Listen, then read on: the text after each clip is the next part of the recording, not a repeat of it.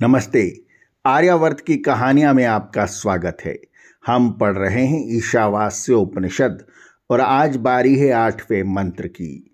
सपर्यगात शुक्रम मकायम अव्रणम अस्नाविरम शुद्धम अपाप विद्वम कविः मनीषी परिभूः स्वयंभूः याथा तथ्यतः अर्थान व्यवदधात शाश्वतीम्यः समाभ्यः।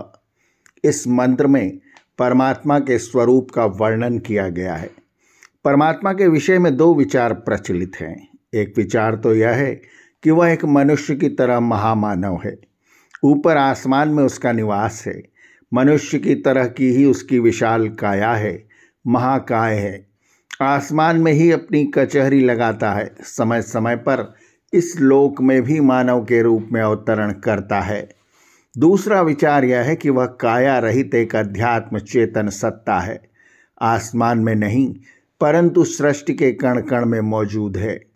अवतरण उसका नहीं होता। उसकी शक्ति को लेकर महापुरुषों का जो समय की पृष्ठभूमि में उस काल के योग्य व्यक्ति होते हैं, उनका इस सृष्टि में जन्म होता है। उपनिषद के इस मंत्र ने वैदिक विचार को स्पष्ट कर दिया। भगवान इस सृष्टि से दूर कहीं 7वें आसमान में नहीं बैठा, वह हर जगह मौजूद है। सह परि अगात, सब जगह गया हुआ है। वह शुद्ध स्वरूप काया रहित है। शुक्रम मकायम, काया रहित है तो न उसे व्रण हो सकता है, न उसके नसनाड़ी हैं। अव्रणम अस्नाविरम, वह मानव की तरह इस संसार के कीचड़ में फंस नहीं सकता। अच्छे बुरे कर्म का उससे कोई संबंध नहीं है। शुक्रम अपाप विद्वम, वह क्रांतदर्शी है, सर्वज्ञ है।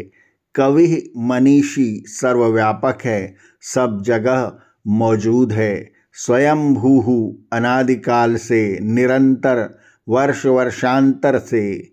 शाश्वतीभ्यः समाभ्यः, यथार्थ, यथावत प्रकार से, भली भांति, ठीक ठाक, याथा तथ्यतः, सृष्टि के सब व्यवहारों का, सृष्टि का सारा प्रबंध करता है। अर्थान व्यदधात, इस मंत्र से यह तो स्पष्ट तौर पर ऐसे शब्दों में जिनका कोई दूसरा अर्थ हो ही नहीं सकता कह दिया गया है कि परमात्मा मनुष्य की तरह नहीं है। न उसका मानव का सा शरीर है, न नसनाड़ी है, न वह कर्म करता है जिससे पाप हो या पुण्य हो। उसका काम तो अनादिकाल से सृष्टि का यथार्थ प्रबंध करना है। जब परमात्मा के विषय में यह कहा जाता है कि वह सृष्टि का नियामक है, तब स्वभावतः शंका होती है कि उसका नियामक कौन है। अगर वह सृष्टि को उत्पन्न करता है तो उसको कौन उत्पन्न करता है। इस शंका का समाधान करने के लिए इस मंत्र में एक शब्द रखा गया है जो अत्यंत महत्वपूर्ण है। अगर कहा जाए कि वह शब्द इस मंत्र की जान है तो अत्युक्ति न होगी। वह शब्द है स्वयंभूः, अर्थात वह अपने आप है। उसको उत्पन्न करने वाला कोई नहीं। वह उत्पन्न ही नहीं हुआ, वह सदा से मौजूद है, स्वयं वर्तमान है। आर्यावर्त की कहानियाँ के अगले अंक में भी जारी रहेगा ईशावास्य उपनिषद का पठन पाठन।